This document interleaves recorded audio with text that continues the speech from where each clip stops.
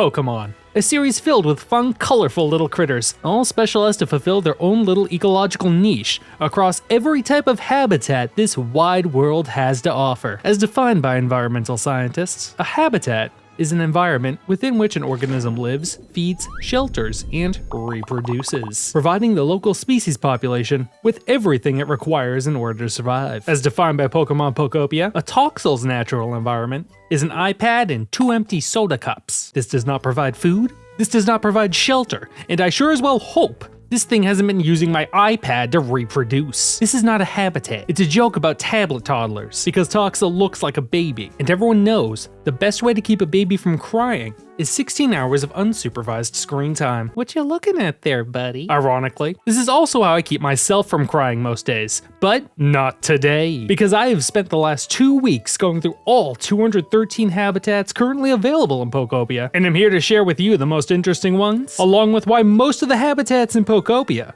are not actually habitats. Because for every bountiful, food-filled river, its banks rich with verdant vegetation under which a Pokemon may nest, there also exists a habitat which is just a can of aerosol spray on a stand behind a fence. Can you guess which Pokemon's habitat is a can of aerosol spray on a stand behind a fence? That's right, it's Arcanine, the legendary Chinese dog Pokemon. Can of aerosol spray? That's all I need to survive. But before we get into the rest of the habitats, let me walk you through how I determine the suitability of each habitat for the Pokemon that live in it. For some Pokemon, this is easy, because a lot of Pokemon are just real-world animals with anime eyes painted onto them. For example, this is a seagull, and its natural habitat is the Stop and Shop parking lot where it sits around until I come to give it bread, forging a bond of trust between me and the flock and allowing me to call upon them in times of great need.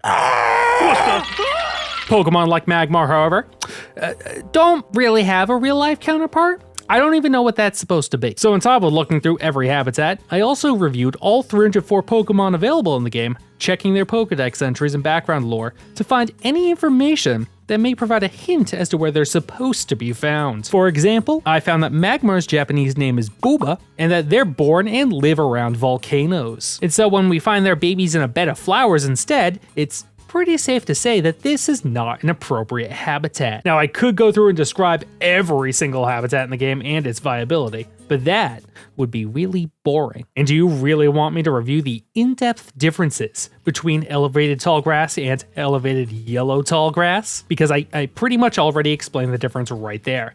That one is yellow, and there's 14 more variants of tall grass after that. So instead, I've broken them up into 7 distinct and increasingly stupid categories, ranging from entirely viable and realistic habitats to absolute fucking train wreck habitats, where you shouldn't find any of the Pokemon that are living there whatsoever. First up though, we have the true habitats, because despite everything I've said so far, 28 of these 213 places make complete sense for Pokemon to be found in, such as the archetypical tall grass, the first place most of us ever saw a Pokemon. In Pokopia, only a small handful of Pokemon can actually be found here, but for the most part, it's the Pokemon you would expect to find here. Frogs such as Bulbasaur live within leaves or grass where they rest and eat bugs they find in the environment around them. And being a plant frog, Bulbasaur does like to spend most of its time soaking up the sun rays and photosynthesizing anyway, so a bed of grass is a pretty perfect place for them to live. Turtles like Squirtle, while not always on land, do sometimes dig dens underneath vegetation and live there, so this suits them as well. And then of course Oddish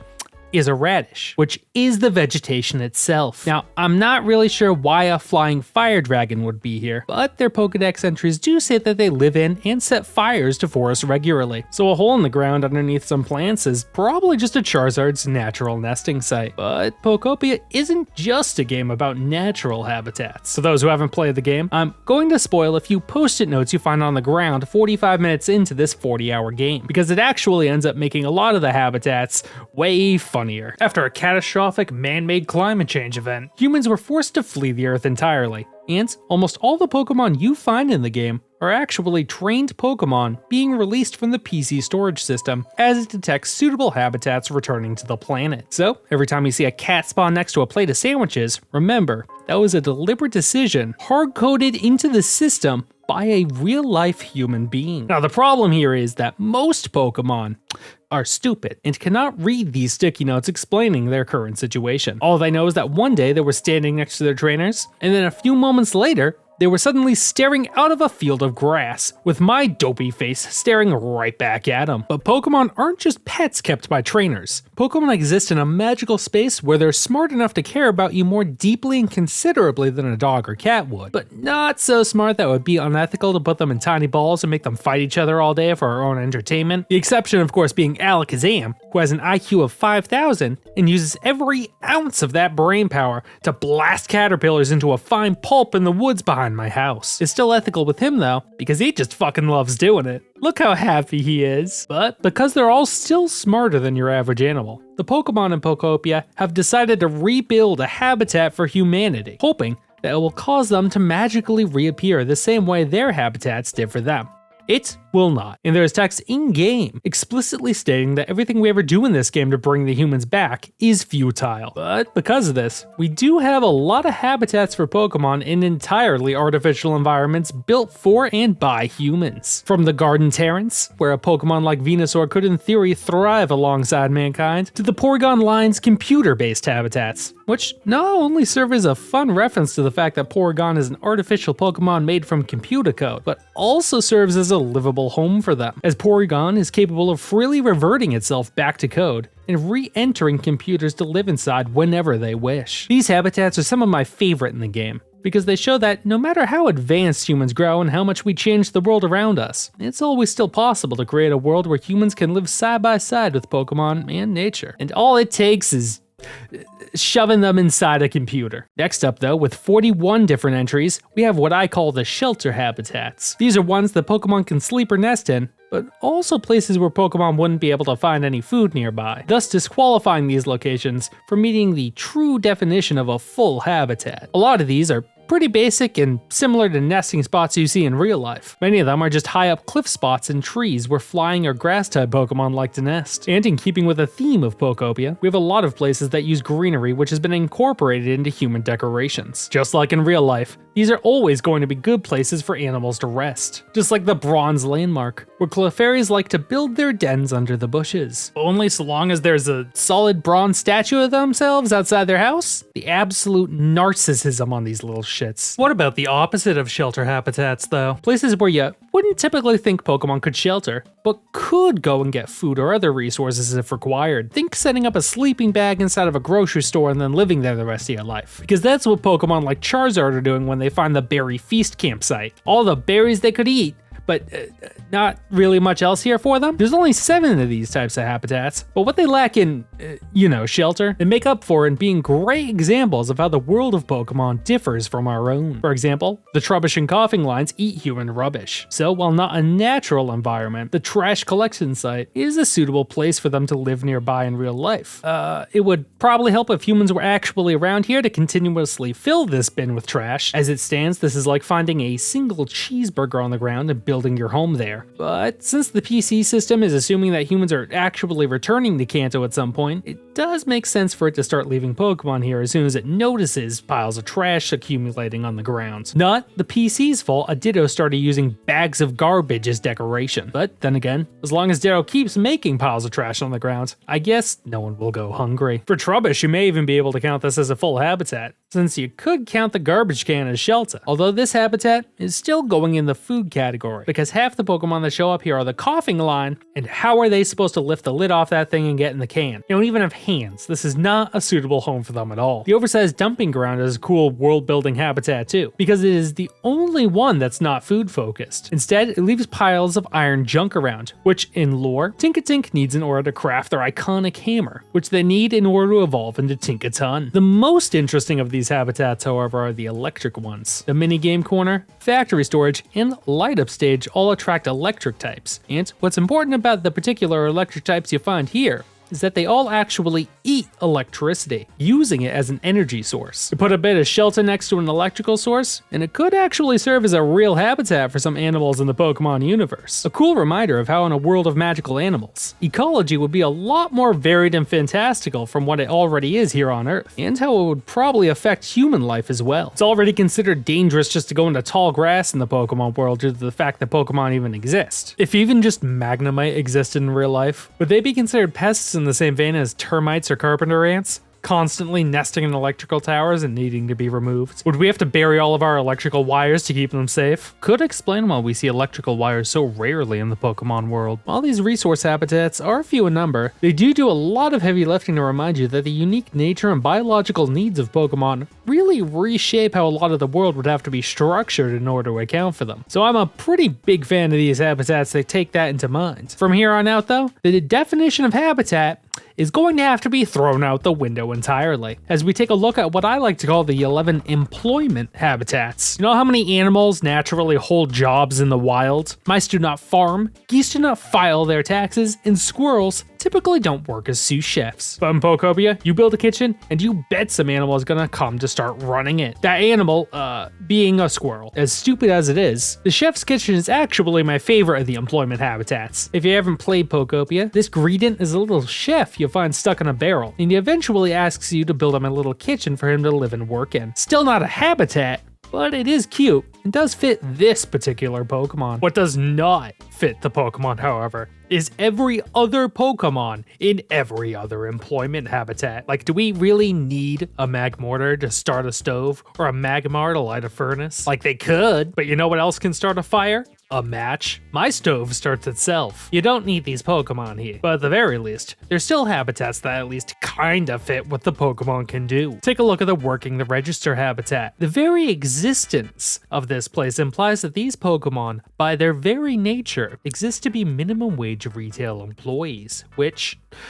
I do not believe to be lore accurate. And even if you are looking for some unethical animal labor in your store, do you really want Mawile to be working the register? This thing is a Japanese yokai that eats you when it turns its head away, and that just doesn't sound like very good customer service. Then there's a separate habitat for just Raichu, the Nature's Market, which is the exact same thing as the last habitat, but now it's next to a tree. Enough work though, because it's time for the references. In this game, a whopping 80 habitats are just references to the Pokemon in them. From an ecological and world building perspective, is it bad to have over a third of your habitats just be general references to Pokemon rather than places that they actually live? Yes, it is not good world building to have Mr. Mime show up wherever he can find a sink. That's not how animals work, and if I came home, walked into my bathroom, and found that thing staring at me while I'm trying to take a piss, I would be fucking terrified. Then we have the 9 Flames habitat, which is just 9 fires burning in a square.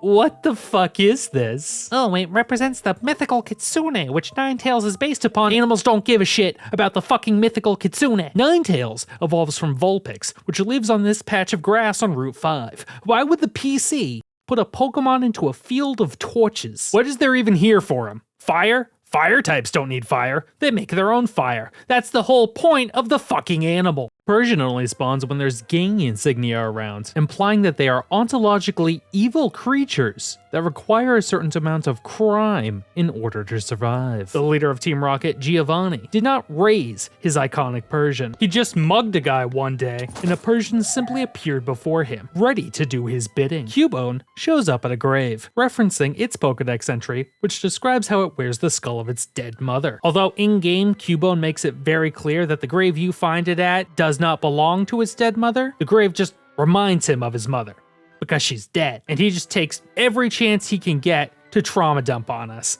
Like, I'm sorry your mother is dead, dude, but that's not my problem. Talk to a psychiatrist, man. Can you guess what Pokemon shows up at this pile of children's toys? That's right, it's Drifloon and Drifblim, a reference to how they love children, and also kidnapping children. The fossil Pokemon even get really cool, unique habitats, where you display their fossils in museum exhibits, and then they spawn in next to them. A reference to how in order to catch these Pokemon in the mainline games, you need to revive these same fossils. Although I don't think humans typically spawn into catacombs talking about how cool a place it is for them to live. A bit unsettling if you think about it too hard. Should any of these referential habitats exist in universe? Absolutely not, but they are a fun bit of fan service. Even the Ninetales one, so I honestly can't get too mad at them. But not every referential habitat is so well thought out. There's 8 habitats where you just put some food down on a table and receive an Eevee evolution in return. How do any of these food items represent these elemental cats? Well, these sandwiches are filled with leafy greens, like Leafeon. The French fries are shockingly delicious, like Jolteon. Dark chocolate, black, these fucking suck. But an effort was at least made, which is more than I can say for our second to last habitat group, which I just call Fuck It. A series of 38 habitats where the devs looked at some Pokemon and said, the game ships next month and we still haven't given them anywhere to live. Just put them anywhere. Fuck it. Here's a bicycle next to a vending machine. It spawns Beldum. What does Beldum have to do with bicycles or vending machines? Beldum are typically depicted as living in caves, and from everything I've read, eat neither electricity nor metal, but instead other Pokemon. There's a lot of Pokemon that eat electricity too, so it's not like they couldn't have made this habitat make more sense. They just used a Pokemon that had no business being here. Then we have public reading material, which spawns Mime Jr. and Superior. What's a snake gonna do with a bookshelf? Do snakes even enjoy literature? Picturesque photo cutout board. I was originally gonna put this under references, but having a giant picture of yourself on top of your home isn't a reference. It's just an ego problem. Trash disposal site. There's a lot of Pokemon that could live in the garbage next to an electrical source, actually. Trubbish, Weezing, Grimer. Pikachu is a rat, which famously loves both human garbage and loves to suck up electricity for energy. So this would be a perfect food source habitat for them. So naturally, this is where you find Crobat, an animal which eats neither electricity nor garbage. And then we have a series of habitats which are just matching furniture sets. The plain furniture spawns Ampharos. Pop furniture spawns a flaming rat for some reason. The welcoming resort spawns Absol, the disaster Pokemon. You got modern furniture in your house? Now you have an owl in your house. And why does Goodra have to sleep on a bed that's shaped like a berry? Goodra has nothing to do with berries. There's not even any real food here. If they wanted a berry-focused Pokemon, they could have at least used Shuckle, which has lore about it fermenting berries in its shell. And then we have nothing but Pokeballs. Now this habitat, despite being as simple as all the other ones in this category, is actually really hard to make. It requires that you go to the 5th optional area of the game, Pallet Town, and then max out the environment level, at which point you earn the privilege to pay for the knowledge on how to make Pokeball furniture. This environment is quite literally one of the final and most difficult habitats to make in the game. But what Pokemon does it unlock? Perhaps a legendary Pokemon befitting a reward for the effort it took to make it this far? Or maybe something more grounded, a Pokeball pattern Pokemon who can naturally blend into this environment, keeping it safe from potential predators. You get Tangela. All this work for fucking Tangela. Who cares about Tangela? Why is this one of the hardest Pokemon in the game to get? But sadly, there exist habitats even more insulting. Not to us the player, but instead to the Pokemon living within them. Because for our final category, we have 6 habitats that actively harm the Pokemon living in them. Early in the game, when you first meet Magikarp, he requests that you build him a habitat. And in that habitat, this fish explicitly requests that there is a chair and a fishing rod. Magikarp, you do not need a chair and a fishing rod to live. This is used to catch you and remove you from your actual natural habitat. What the fuck is wrong with you? Even worse, there are 3 more fishing related habitats with a grand total of 10 Pokemon that straight up want to live with a tool that's meant to hook and catch them. Maybe they all just like looking at fishing lures? Like, I get it. And they do look pretty tasty sometimes. And with no humans around, it's not like the rods are actually that dangerous. But considering how all these Pokemon are still planning on the humans coming back within their lifetimes, I'm not sure why they would want to make their homes here. What is actively dangerous right now, however, are our 2 final habitats, the Illuminated Bench and the Illuminated Tall Grass, home to the Venomoth line. You know, because moths like light. On the surface, that makes a lot of sense. But then I started thinking, why is it that moths like light so much? It doesn't really make a lot of sense, because if they really did like the light, they wouldn't be nocturnal creatures, would they? They would just be flying around during the day instead. And it turns out, the reason moths are attracted to light sources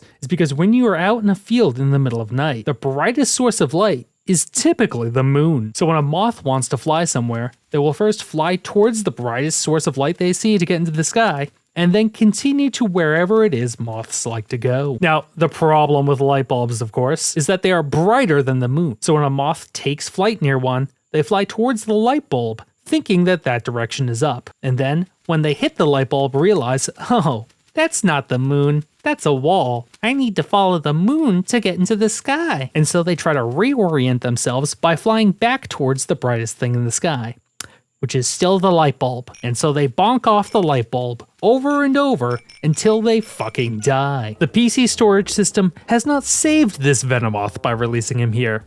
It has fucking murdered him. And that's it. Every habitat in Pokopia, and 86% of them are technically not habitats. But you know what? That's okay. Just because the habitats in the habitat decks aren't real habitats doesn't mean a true habitat wasn't made from all these non-habitat habitats. Because at the end of the day, Pokopia isn't a game about individual habitats. I mean, it is, but not really. It's a game about building a nice place to live with the friends you care about, while making sure the needs of the world's plants and animals are always kept in mind. Finding a way we can all work together to build something bigger than ourselves. Whether it's Scyther cutting lumber Tinkaton can use to engineer homes, or Squirtle watering berries that Greeting can use to cook a meal for everyone, humans and Pokemon can always come together to create a social habitat that serves us all. Community. That's what Pokopia is really about. Except, that's not what this video is about. This video is about ecological accuracy, and this game's ecology